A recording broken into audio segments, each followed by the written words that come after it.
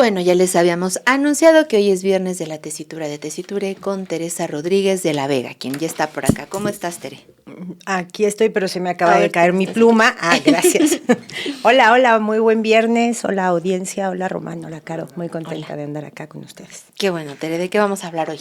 Vamos a ver si hacemos dos pájaros de un tiro. Espero que me salga la articulación. Quiero empezar por la situación en la que nos deja la no aprobación de la propuesta de reforma electoral por parte de la presidenta. Bueno, la propuesta de la presidenta y la no aprobación por la mayoría calificada de la Cámara Baja. Y me gustaría más como no insistir tanto en la naturaleza misma de la reforma, que creo que se ha discutido mucho, sino como en qué situación nos deja. Y si las cosas salen bien, me gustaría que pudiéramos terminar con lo que yo creo que es el tema que no debemos dejar de mencionar en toda situación en la que podamos hacerlo, que es Cuba, que es nuestra mayor, creo, urgencia. Un poco como titularon el episodio de la noticiera de hoy, ¿no? Entonces, bueno, yo quisiera como proponerles que pensemos lo que sucedió en la Cámara de Diputados respecto a lo que sucedió con la aprobación de la reforma electoral, ¿no? ¿Cómo queda la 4T después de cada una de estas dos reformas, ¿no? Porque creo que hay matices interesantes.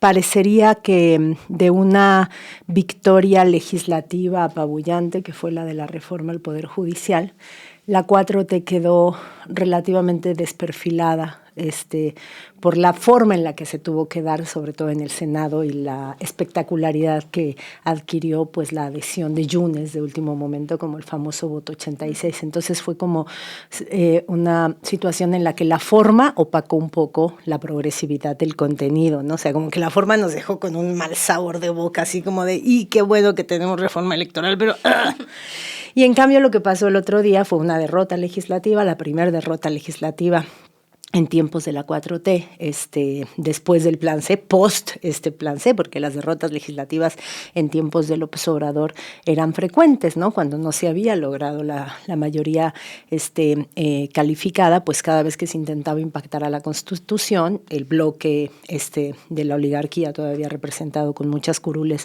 en las cámaras, pues lo evitaba, ¿no?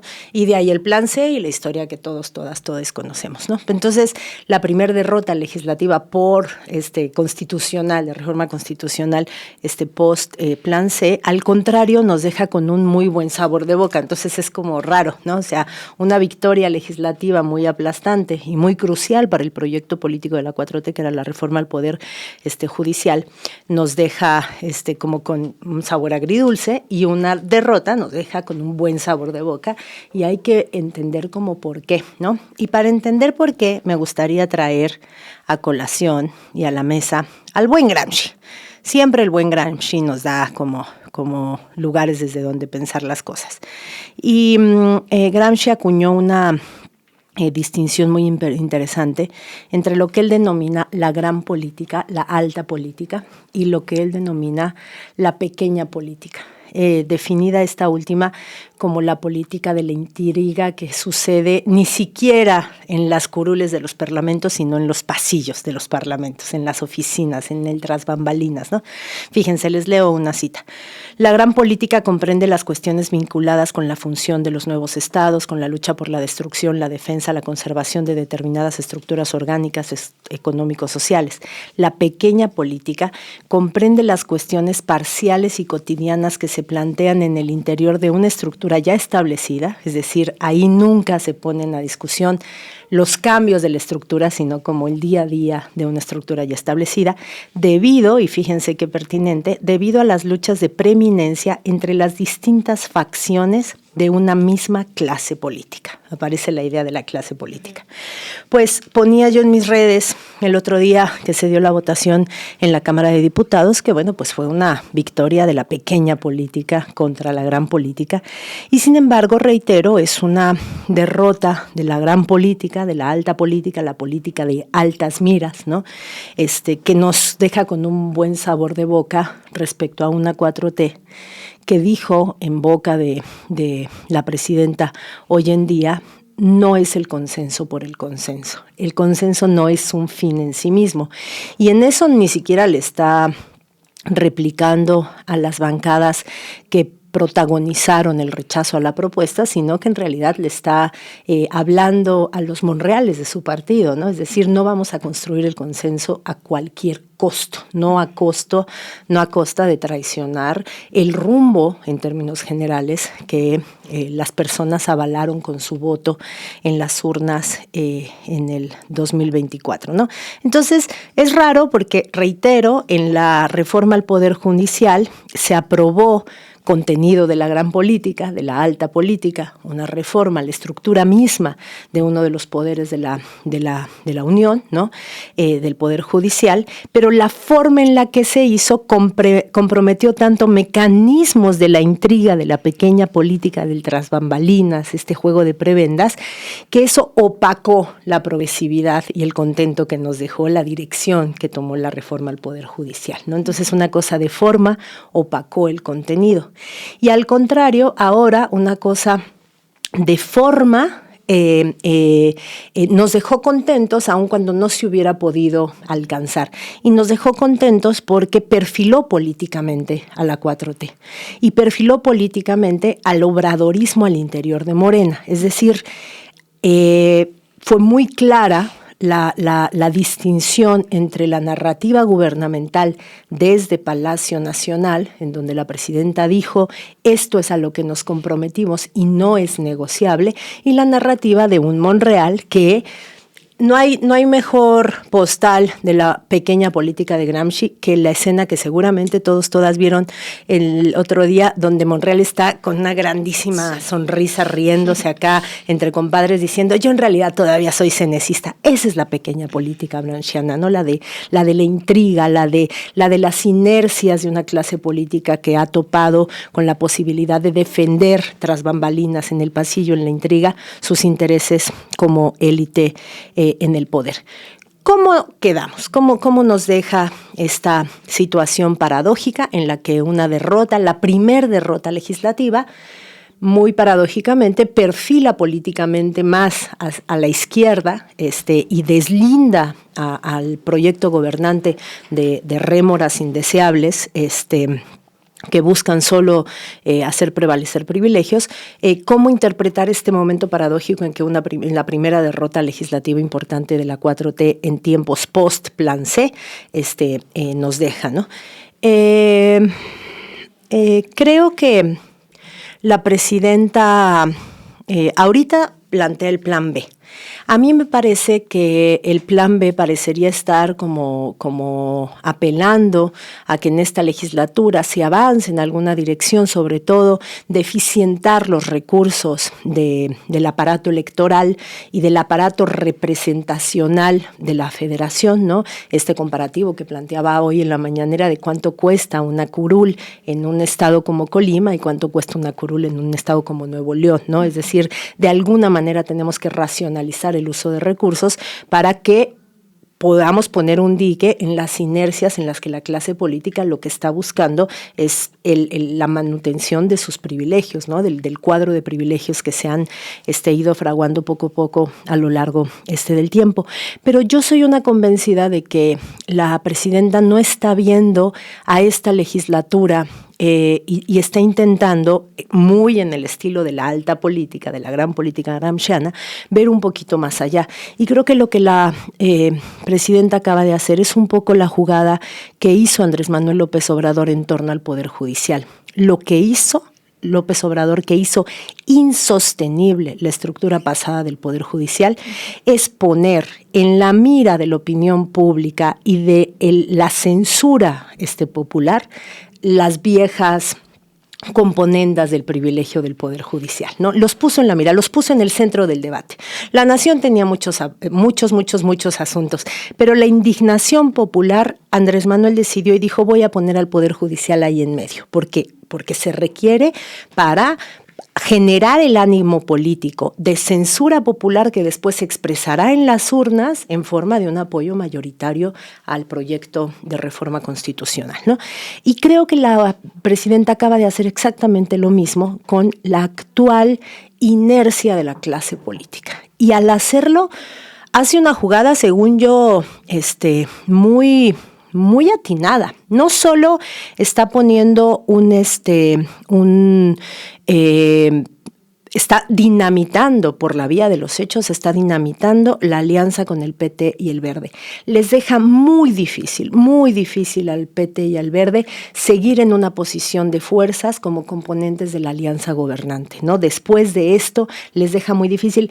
¿Qué tributo van a tener que hacer el Verde y el PT para volver a captar la confianza con base en la cual, o la no vigilancia con base en la cual, incluso en algunos territorios, Morena llamó a votar por el PT o por el Verde?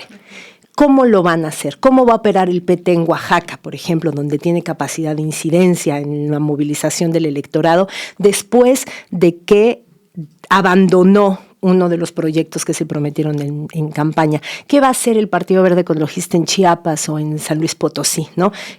Están en una posición verdaderamente muy complicada, porque cabe esperar un muy importante voto de castigo que se está auspiciando casi que explícitamente desde el discurso oficial. Por supuesto que la presidenta nunca jamás en la vida va a llamar a no votar por cierto partido político, sería como mucha torpeza, pero los está dejando tan mal parados y está diciendo el pueblo juzgará, ¿no? Y juzgará pues de la manera en la que el pueblo puede juzgar, es decir, juzgará en las urnas. Y entonces el PT y el PBM están en una situación muy complicada, porque efectivamente, como lo decía muy bien ayer Luis Hernández Navarro platicando con Julio Hernández López, le decía a Luis Hernández, mira, el PBM y el PT no podían aceptar la reforma como venía, porque era sepultar a sus cúpulas políticas. O sea, no había forma de apoyar esa reforma sin firmar en ese momento su acta de defunción como integrantes de la clase política, con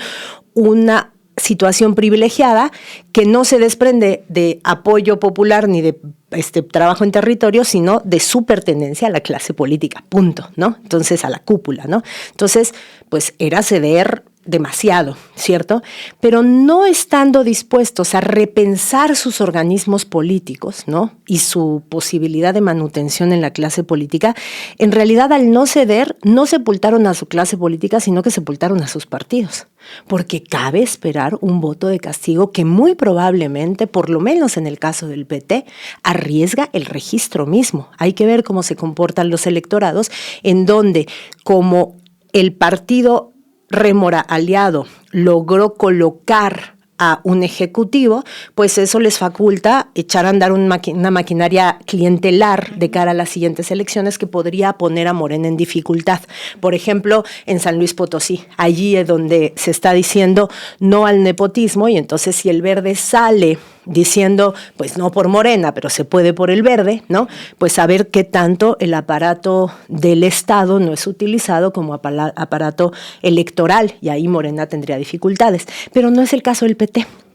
Entonces, habrá que ver, pero sí quedan los dos partidos en una situación en la que el señalamiento público de una falta de principios ética muy flagrante, señalada por la presidenta con mucha claridad, y yo a la presidenta le agradezco la claridad del señalamiento, incluso la claridad del señalamiento hacia Olga Sánchez Cordero, ¿no? Sin decir su nombre, el señalamiento es muy claro, y ese señalamiento pesa mucho en la construcción actual de la legitimidad política de la 4T, ¿no? Entonces me parece que estos dos partidos, al no querer sepultar a su cúpula, en realidad se vieron dispuestos a sepultar al partido, lo cual en realidad revela que no son partidos, sino que son solo cúpula buscando cómo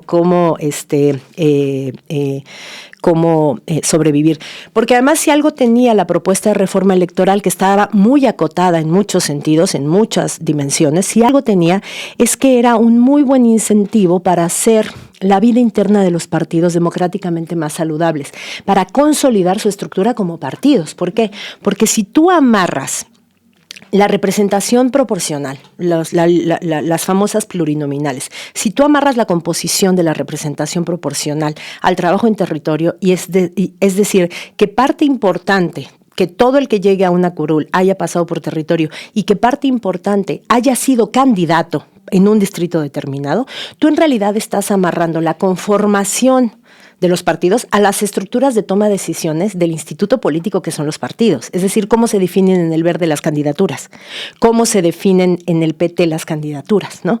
Pues pasa por mecanismos de estructuras de base ahí donde las hay, ¿no? Entonces, la reforma favorecía la vida interna de los partidos como una vida más asentada en territorio, en sus núcleos organizativos de base, en sus comités barriales, etcétera, etcétera. Sabemos que hay partidos que no los tienen, punto. Bueno, en lugar de aceptar la reforma y empezar a tener estructura partidaria, que tu posición política se desprenda de alguna manera de lo que una fracción, porque la idea de la representación proporcional es eso, ¿no? Que todas las expresiones partidarias lleguen porque se asume que las expresiones partidarias son expresiones de partes importantes de la población, ¿no?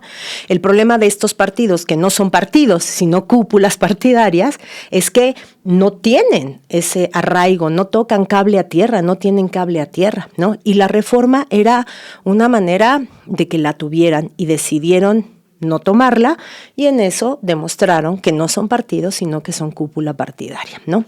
No son representantes de intereses sociales que se disputen en la arena del debate público de la sociedad civil, sino que son pura clase política, persiguiendo sus propios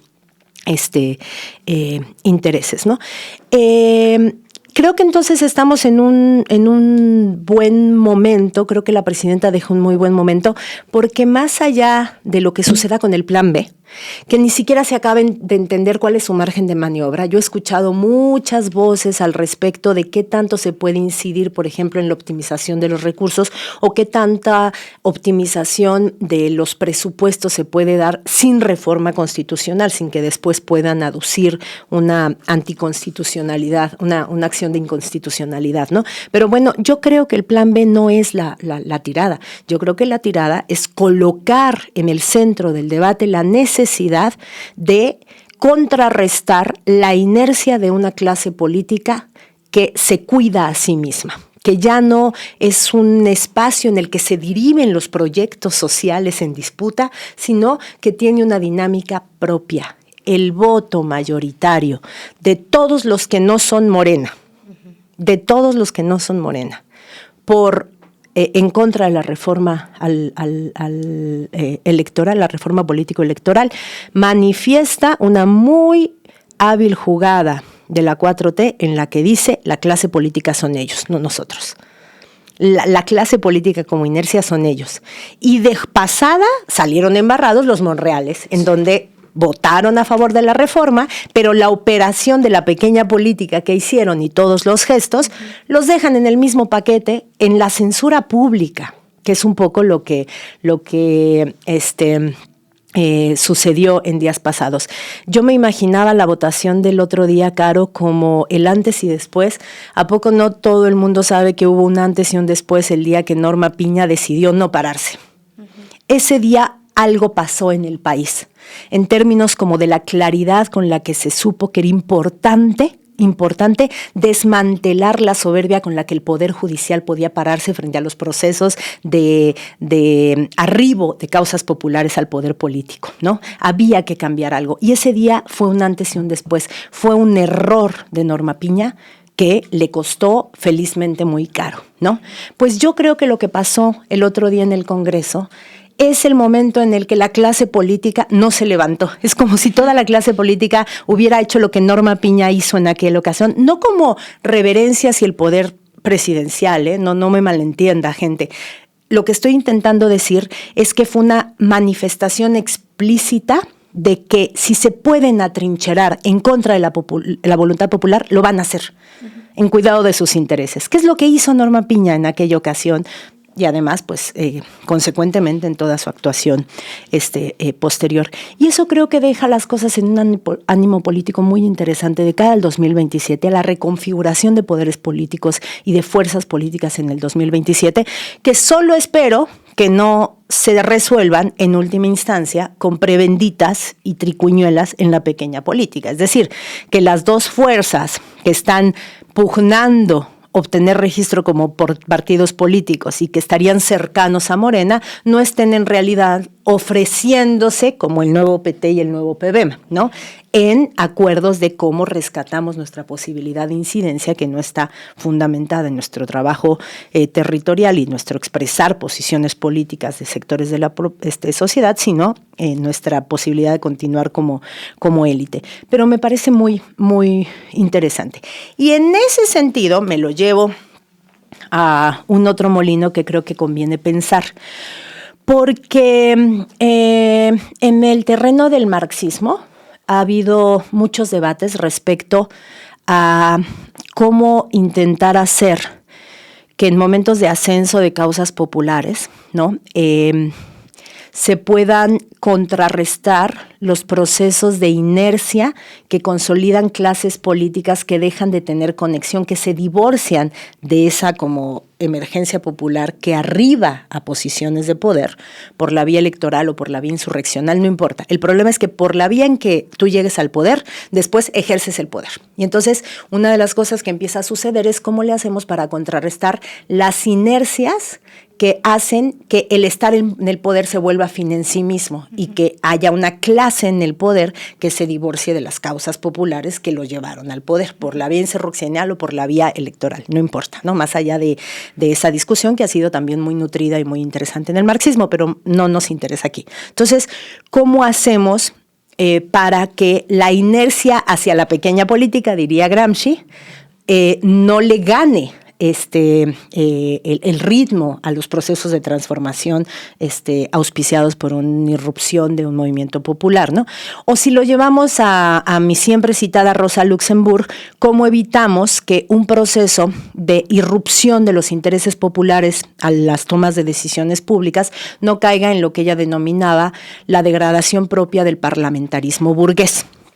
En esa época había toda una discusión, Caro, audiencia, en la que se planteaba si las transformaciones de largo aliento, profundas, de gran calado, se podían dar en el espectro de la representación política de la democracia burguesa formal, ¿no?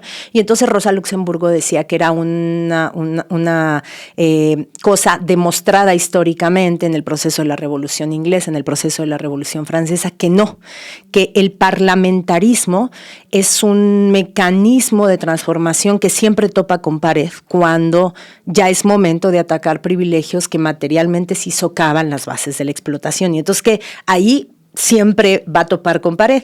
Si invitamos a Gramsci a la pachanga, diríamos, y ahí es cuando empieza a ganar la pequeña política, ¿no? Cuando los asuntos de la gran política, de hacia dónde seguimos la transformación del Estado, pierden cancha hacia, pues, las pequeñas intrigas, ¿no? Y hacia la inercia, a la degradación de los sistemas de representación política amparados en la estructura de la democracia formal, ¿no?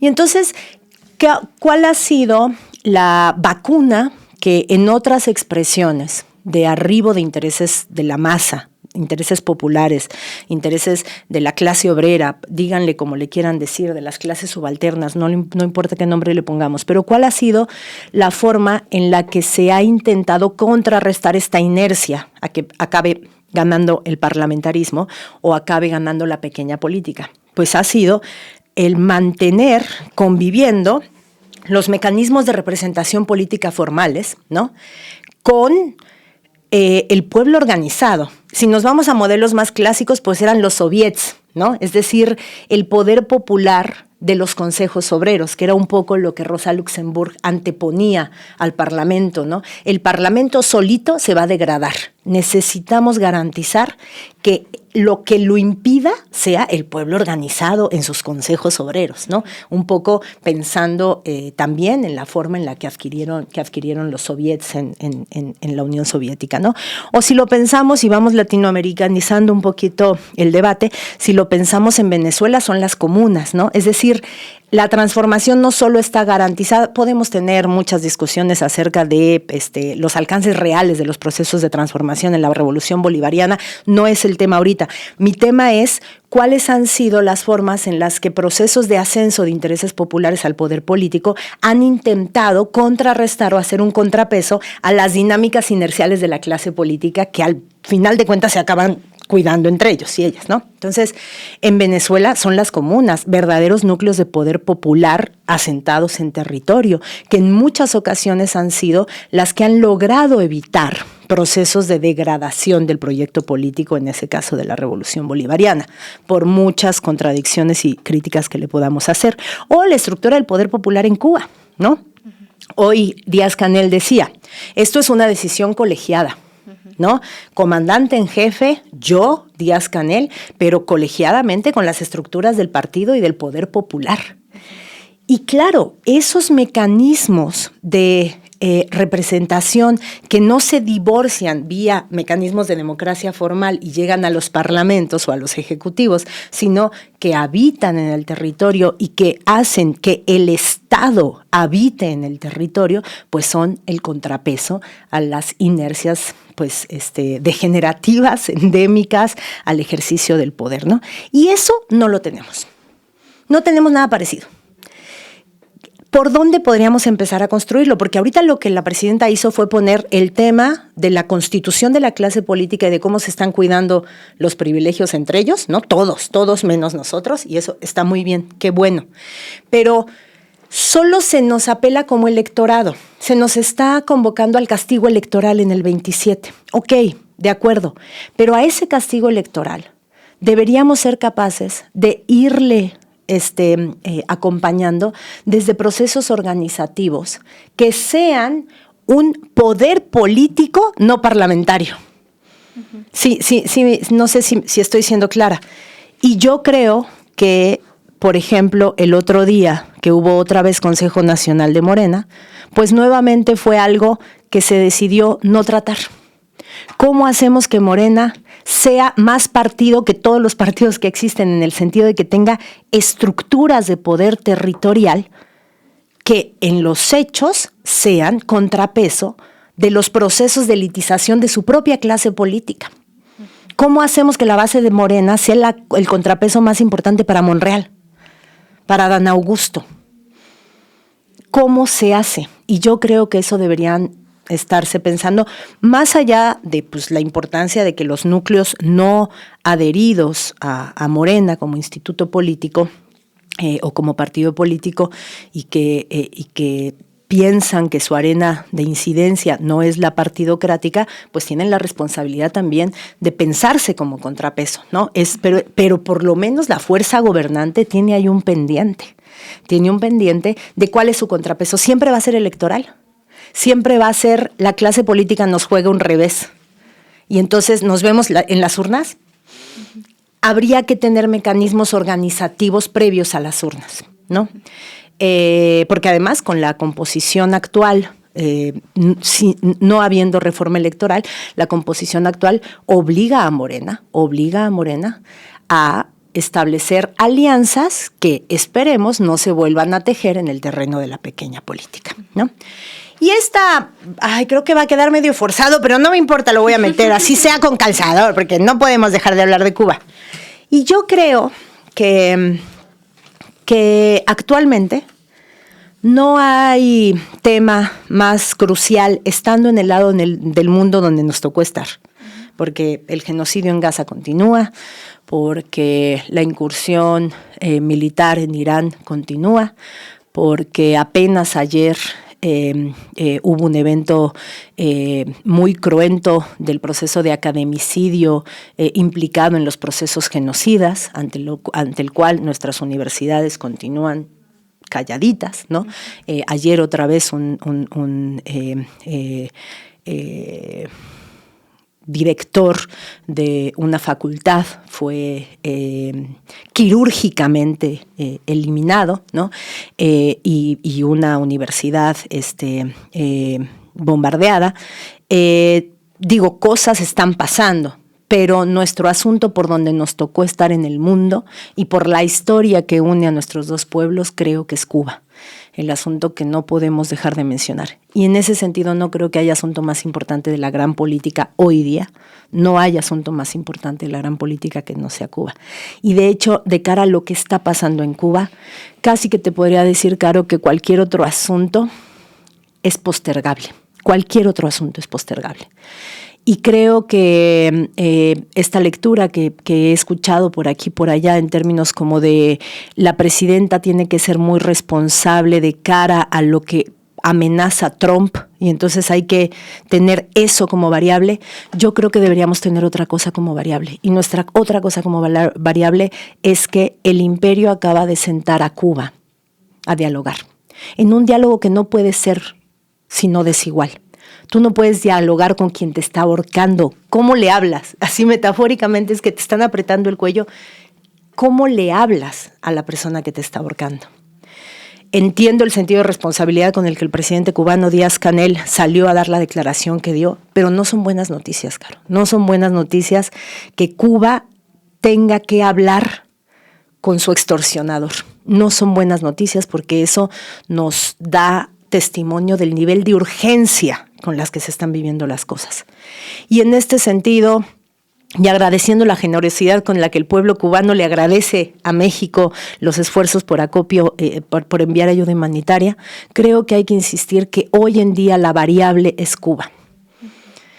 Y que si no enviamos petróleo, después de que la Suprema Corte en Estados Unidos declaró la ilegalidad del castigo arancelario al envío de petróleo, a los amparados en lo de la seguridad nacional, si no enviamos petróleo, estamos siendo parte de la situación que está obligando a Cuba a ceder en donde el pueblo cubano lleva décadas diciendo no se cede en la decisión soberana sobre nuestro destino.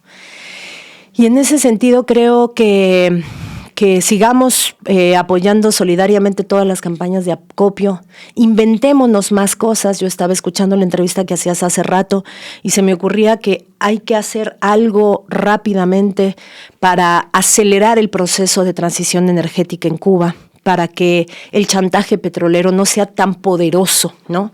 Y hay que poner todos nuestros esfuerzos, ¿no? Hay que meterle todo a la energía eólica, hay que meterle todo a la energía solar, de tal manera que podamos dejar al pueblo cubano una capacidad de resistencia más sólida frente al chantaje y la extorsión.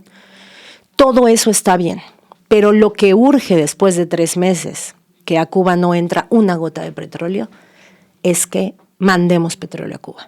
Está muy bien que Petro, Lula y Claudia se sienten para hacer una declaración regional basada en principios. Ok, está bien, pero en esos lugares deberíamos estar pensando cómo armamos un escudo del sur que mande petróleo a Cuba. Creo que es el asunto que es más urgente ahorita para la región y es así como siempre dijimos, Gaza es humanidad, hoy en día Cuba es humanidad. Es América Latina y creo que tenemos que pensar creativamente cómo actuar y no podemos conformarnos con las condiciones de la extorsión. Y con eso cierro, Caro, diciendo que pues todo lo que hoy día no es Cuba, después de 3 meses sin envío de petróleo, todo lo otro, pues parece un asunto menor. Y entonces como que esta distinción de la pequeña y la gran política también es relativa, ¿no? Depende qué asuntos tengas en la agenda. Y los asuntos en la agenda a veces no son solo los asuntos nacionales de tu pueblo, ¿no? Creo que hoy más que nunca, pues la agenda o es internacionalista, como lo decíamos respecto al 8M la vez pasada, o no es, ¿no? Y ya. Ay, bueno, a ver, me gustaría empezar precisamente por lo de Cuba, pensando en esto que nos dices, que es lo más urgente, es lo preponderante en estos momentos, ¿no?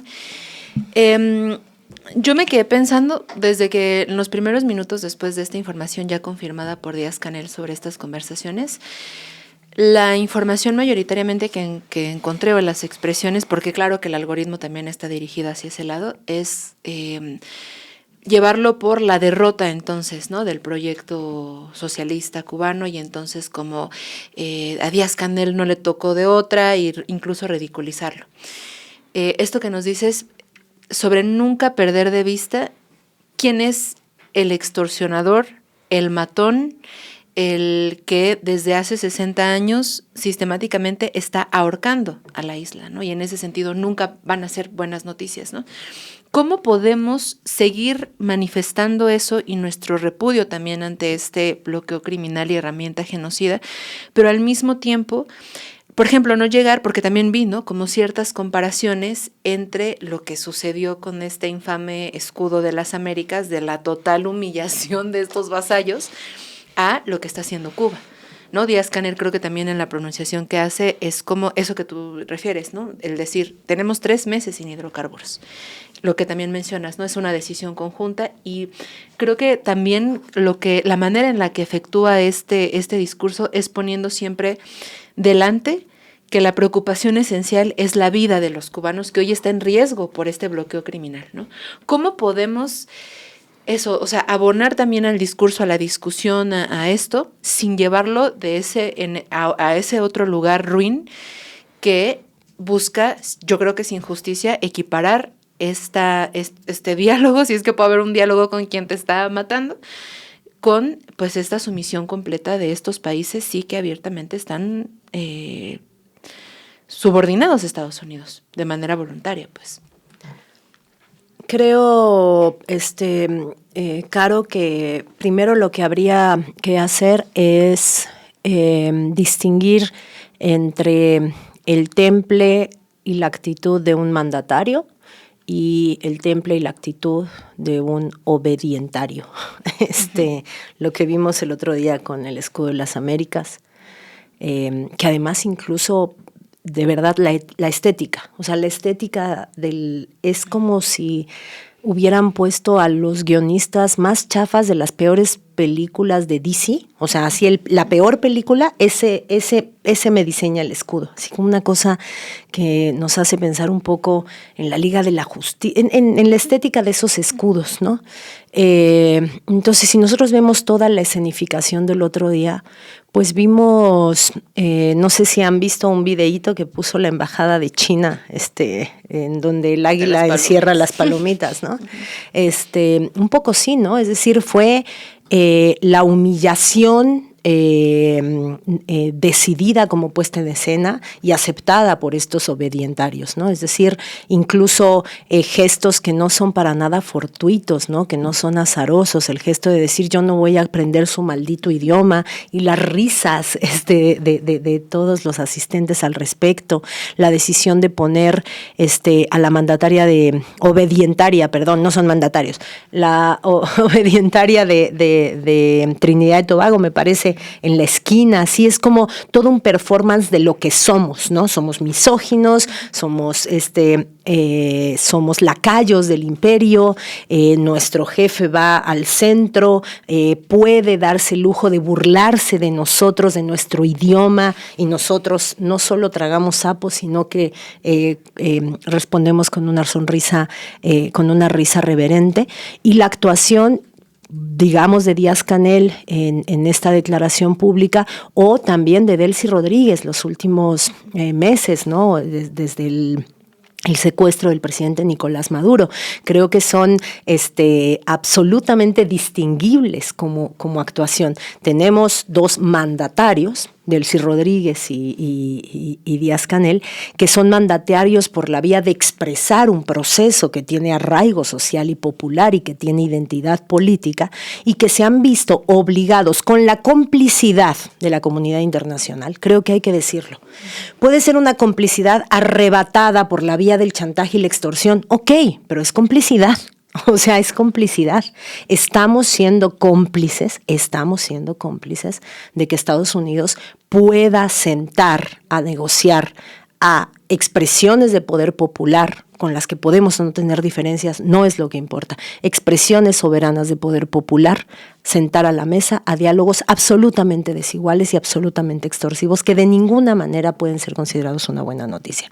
Entonces creo que tenemos que ser como muy claros en esto, ¿no? No es lo mismo esta obediencia voluntaria, ¿no? Esta servidumbre voluntaria, absolutamente insultante para los pueblos que los llevaron a las urnas, absolutamente insultante, lo que también nos lleva a pensar en la preocupante consolidación de un ánimo entreguista en los electorados de ciertos países, ¿no? Si no hay un castigo electoral de la performance subordinada de estos mandatarios en sus países, quiere decir que hay un ánimo en el sentido común de un entreguismo muy preocupante, como para quedarnos a pensar en cómo está sentando qué tipo de sentido común de derechas en algunos electorados en América Latina, y no puede ser sino preocupante, ¿no? Por ejemplo, creo que la entrada de Kast en Chile, con esto como su primer acto de gobierno, incluso antes de ser gobierno, pues debería conducir a una importante censura incluso de los chilenos de derecha que lo votaron por un castigo a Boric, ¿no? Pero bueno, más allá de eso, creo que es muy distinguible esta actitud de servidumbre voluntaria de jefes de Estado, absolutamente entre comillas, eso de jefes de Estado, porque no lo demuestran, pues, y la actitud de dos mandatarios el día de hoy de Díaz-Canel, que a todas luces, incluso en el ánimo con el que comunican este tipo de noticias, pues se trasluce muy claramente el nivel de extorsión y de llevarlo contra las cuerdas del que estamos hablando. Y reitero, si esto es así, es por supuesto, sobre todo, por la actuación impune, completamente ilegal, de Donald Trump y del imperio, pero auspiciado por una complicidad internacional en la que la ONU no hace nada, en la que los otros países no hacen nada y en la que nadie se atreve a cambiar de hipótesis, a poner por lo menos una hipótesis distinta en la mesa.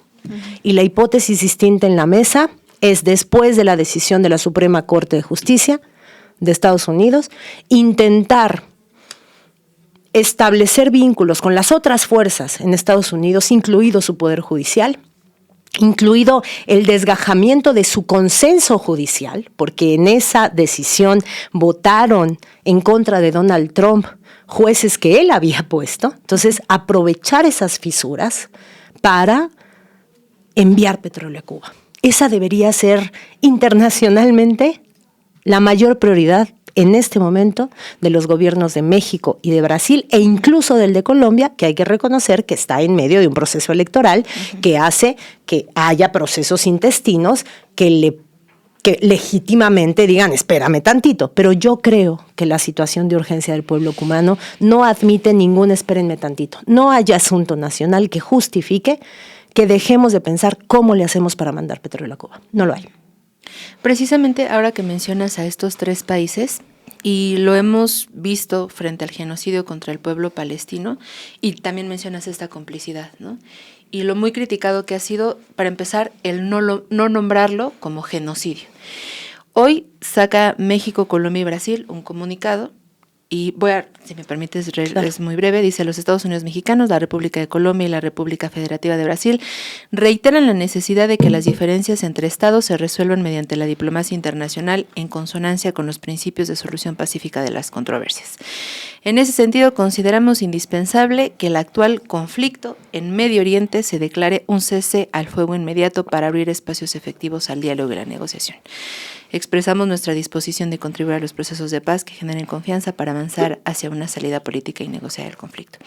Bueno, eso se refiere al ataque unilateral iniciado por Israel y Estados Unidos contra Irán, y no hay manera de nombrarlo como eso, sino un conflicto. Fíjate, acá noté controversias internacionales, conflicto, diferencias entre estados. O sea, estamos ante una agresión flagrante, violatoria de todo margen del derecho internacional. Pero claro, si estuvimos viendo Gaza todo este tiempo en tiempo real, que ni siquiera se trataba de un Estado con una milicia donde no había ejército opositor, ¿no? Condición sine qua non para decir estamos ante un conflicto, ¿no? Si teníamos que pelear y nos tardamos no sé cuánto tiempo, flotilla, sumud, delegación mexicana de por medio para que se dijera genocidio y se dejara de hablar con eufemismos, pues ¿qué vamos a hacer cuando sí hay un ejército como el iraní implicado y cuando además hay toda la propaganda occidentalocéntrica contra la teocracia, legítimamente criticada, respaldando la narrativa de que se trata de un duelo en donde no haya quien irle, ¿no? Esa es la grandísima trampa en el caso iraní, ¿no? En donde ni siquiera la idea de la empatía humana, como sí jalaba en Gaza, jalaba algunos sectores del mainstream, ¿no?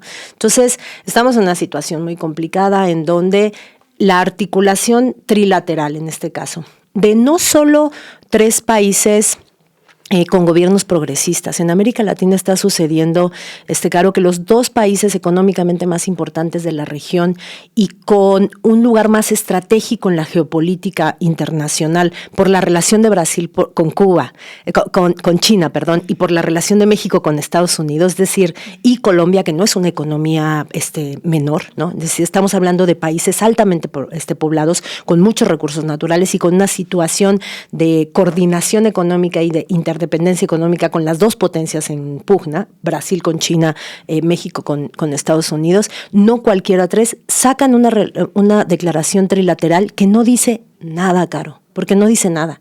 Si la Meloni te queda a la izquierda es porque no estás diciendo nada. Y Giorgia Meloni el otro día dijo: condeno tajantemente el asesinato impune de 180 niñas iraníes. Condeno tajantemente. No hay otra cosa que la condena. Y eso lo dijo una líder de ultraderecha del gobierno italiano, la primera ministra italiana. Entonces, si te quedó a la izquierda Giorgia Meloni, si te queda tan a la izquierda Pedro Sánchez, pues algo está pasando mal. Y sí creo que tenemos que cambiar de hipótesis, reitero. Y en ese sentido me parece que Donald Trump está atinando en reducir la escala de la multilateralidad a relaciones bilaterales. Su política arancelaria siempre es bilateral, ¿no? Porque pone a cada país a cuidar su propia economía y sus propios equilibrios, ¿no? Entonces, si Donald Trump anuncia un castigo arancelario a todos los que manden petróleo a Cuba, pues entonces cada país se pone en el vis a vis, pensándose en el vis a vis. Bueno, hay que pensarse en bloque. Es el momento de hacer bloque y creo que México tiene un bloque natural con el sur global, gobernado por expresiones progresistas en Brasil y en Colombia, natural, hay que sacarle más provecho que una declaración que, perdónenme, no dice nada. Sí, y me parece también como cómplice precisamente a lo que hablamos. Finalmente, sobre Cuba, Tere, me gustaría preguntarte, mencionabas hace rato también la situación de Venezuela. Al inicio del año, en este secuestro de Nicolás Maduro, pienso que es algo que la izquierda o quienes se han asumido de izquierda o en general quienes tienen un poco de sentido común pensar en lo grave que es el secuestro de un presidente, ¿no? Y en este hecho sin precedentes y la violación constante a derechos humanos. Y después de estas negociaciones, que hay muchas especulaciones también en torno a Venezuela. Ya nos has hablado pues del papel distinto de Delcy Rodríguez frente a otros, esta servidumbre que hay por parte de otros entes de Latinoamérica, ¿no? Abiertamente de derecha.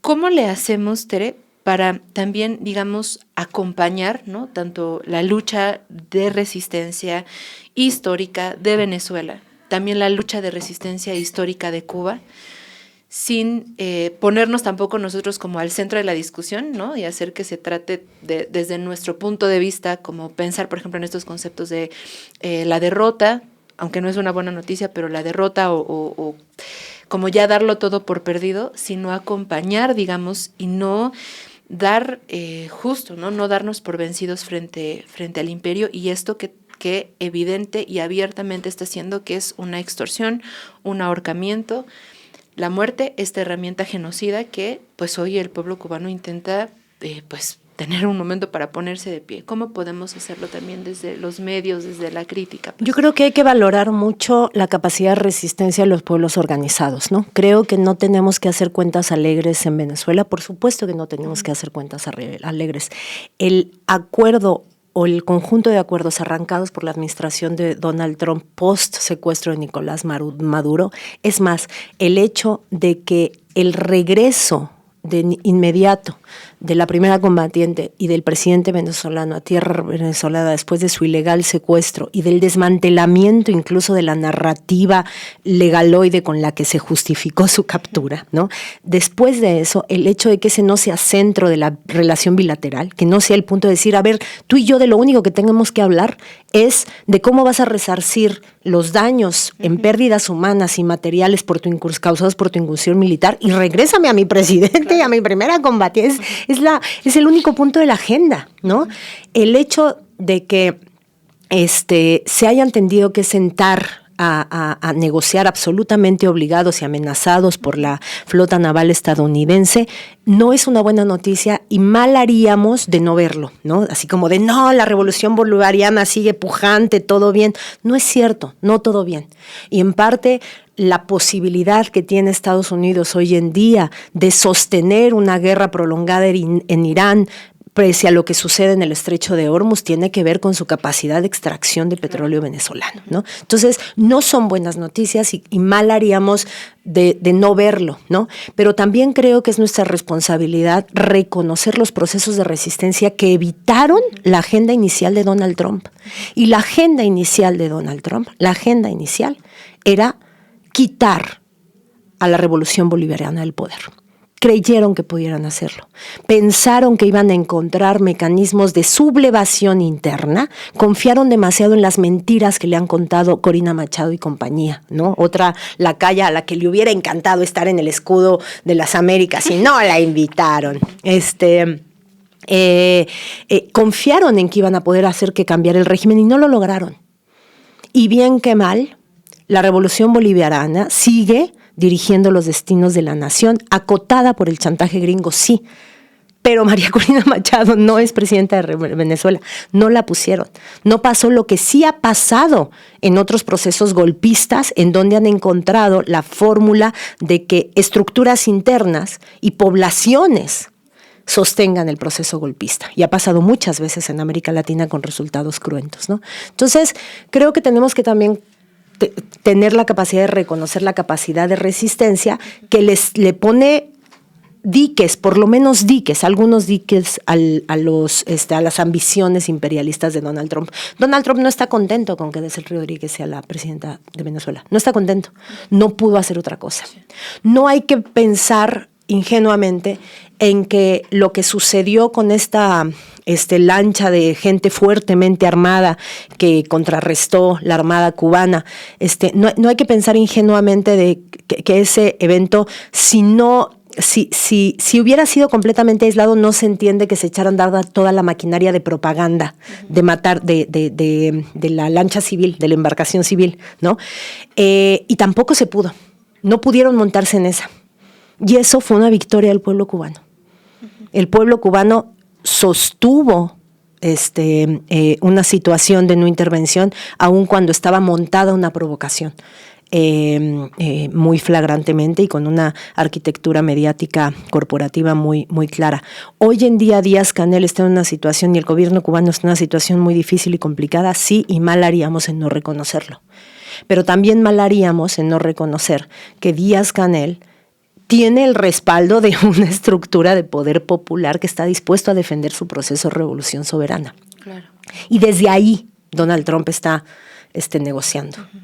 Y no hay incursión militar en Cuba, por ahora. Sí.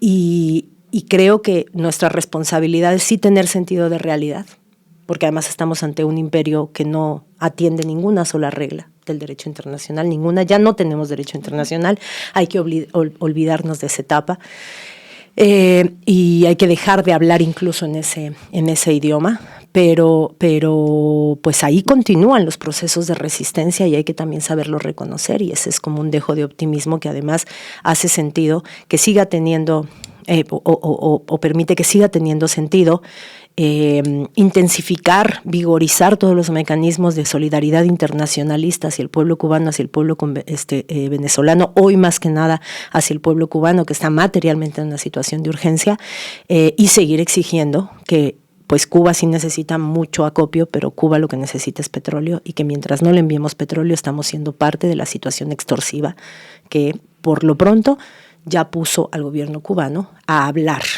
con su extorsionador.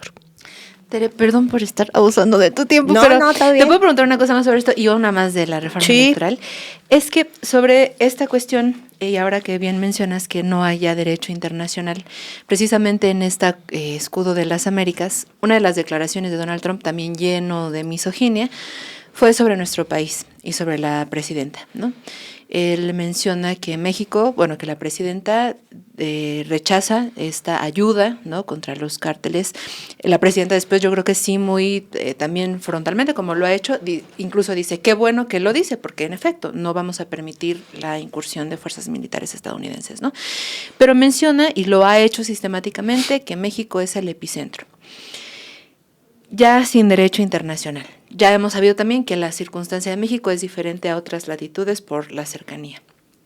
Pero podríamos esperar que estas respuestas tan tibias por parte ahora del gobierno mexicano, colombiano, de Brasil sobre Medio Oriente o la propia cuestión sobre Cuba, eventualmente si ocurriera, ¿no?, una incursión militar contra nuestro país justificada por Donald Trump como porque somos el epicentro del narcoterrorismo, esto estaría poniendo, digamos, sobre el terreno que a lo que se limitaría Latinoamérica o quienes suponemos hoy también como esos históricos pueblos solidarios, a lo que se limitaran sería a un comunicado de enérgico rechazo y que nombrara, por ejemplo, una incursión como un conflicto y que les combinamos a que lleguen a un Creo que acá no sería decible como conflicto, porque si algo ha hecho la relación bilateral también con mucha habilidad por parte de Claudia Sheinbaum, si algo ha hecho es que se ha mantenido una actitud de no crítica al gobierno, ¿no? Es decir, Donald Trump no ha podido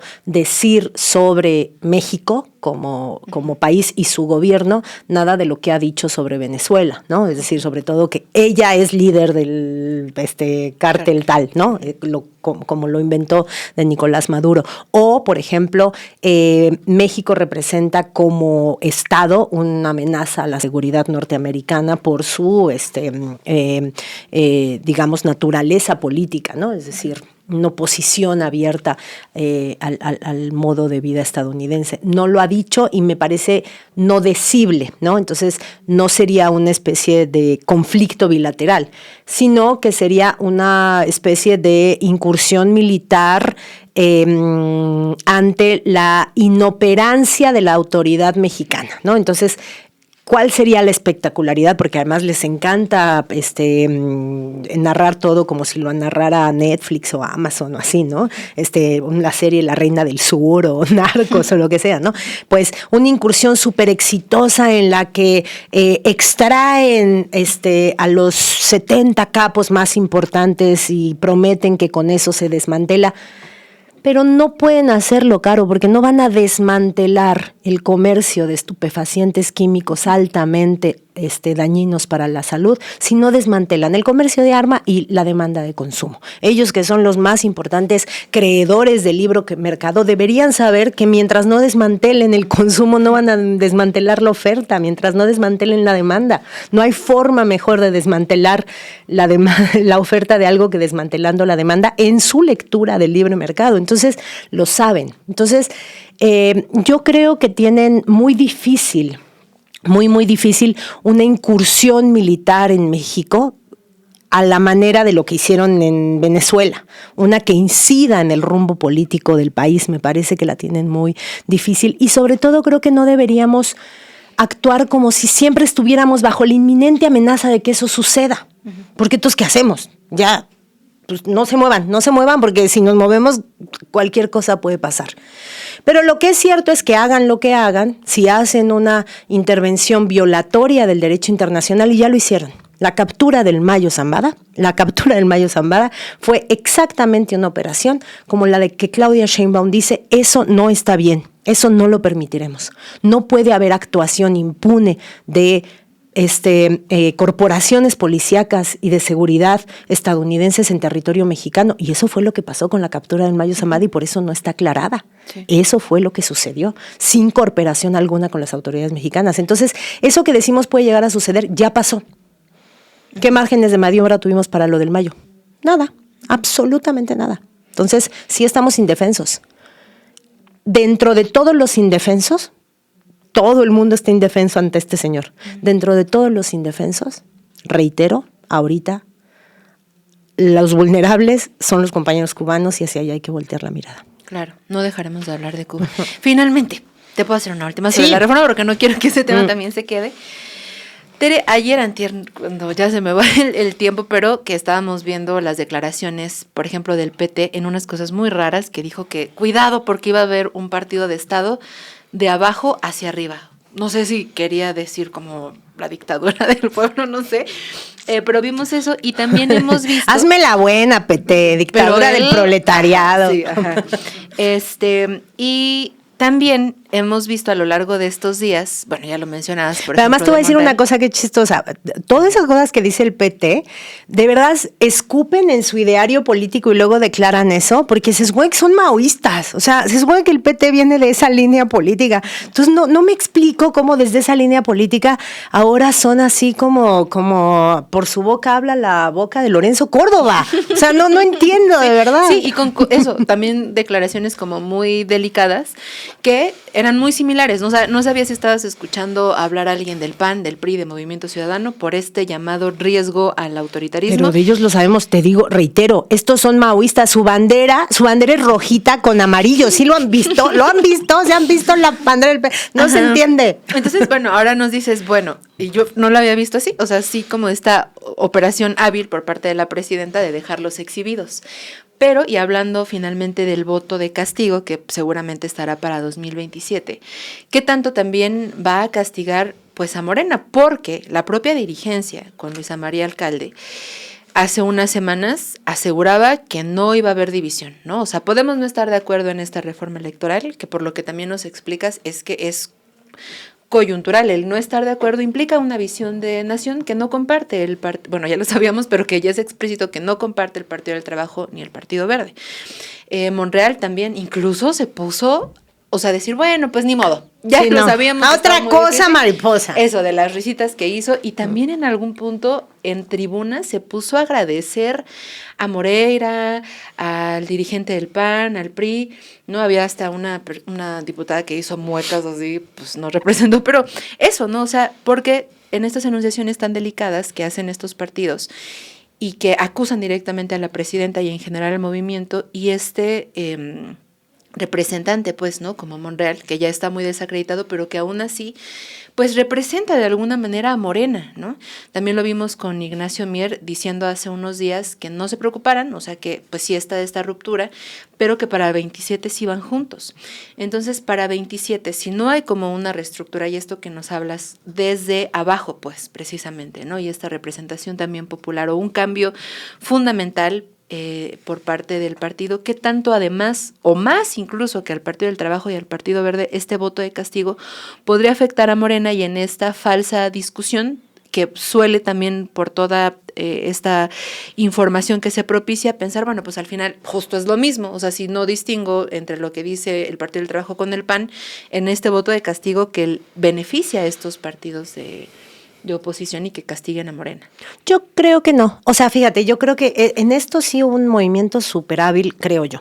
Y el movimiento súper hábil es en los lugares en donde ha habido un proceso de castigo del electorado a los límites de proyectos progresistas, y ha habido un castigo hacia la derecha que ha hecho que la balanza en elecciones cruciales se vuelva a poner del lado de la restauración neoliberal, digamos Chile, por ejemplo, ahorita, ¿no? El voto de castigo al gobierno de Boric volvió a poner la balanza y la volteó pues en términos muy dolorosos, hasta históricamente, de restauración pinochetista. Ya ni siquiera es una derecha neoliberal buena ondita, ¿no? Es el pinochetismo, ¿no?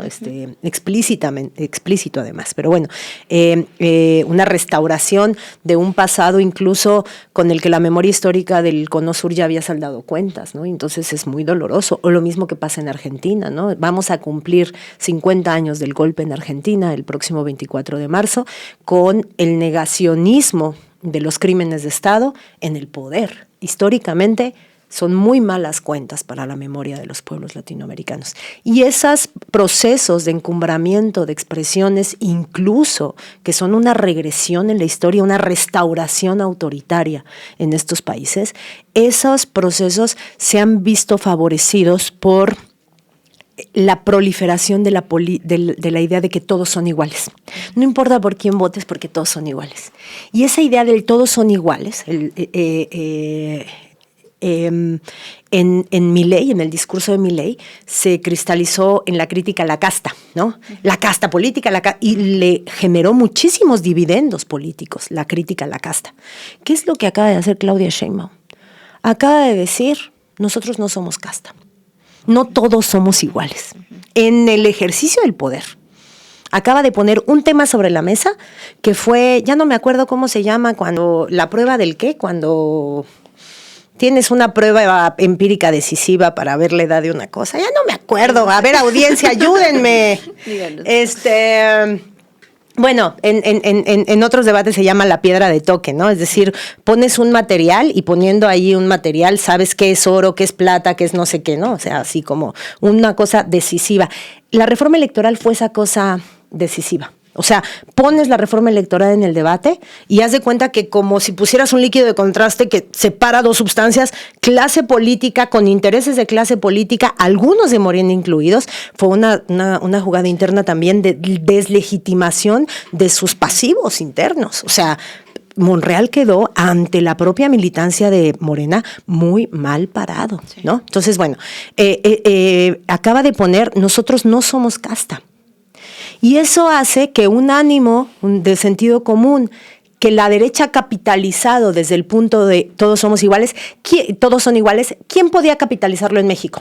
El PRI lo intentó hacer, pero híjole, no le sale, porque pues no puede ser más clase política que Alito Moreno. El PAN lo intentó hacer, pero tampoco le sale. ¿Cómo le haces? ¿Cómo le haces, no? ¿Quién podía hacerlo? MC. MC es esa fuerza política de nosotros no somos políticos. Nosotros somos influencers, buena onda, somos jóvenes, somos como tú. Y la reforma electoral puso así en el medio un contraste que los puso con todos los demás. Y los únicos que se distinguieron fueron los legisladores de Morena. Y al interior de los legisladores de Morena, los que operaron favoreciendo la no aprobación quedaron del otro lado. Y eso es muy bueno, Caro. Muy bueno, de verdad. Genera un proceso de identidad política al interior de la fuerza gobernante que en muchos otros casos se nos ha perdido.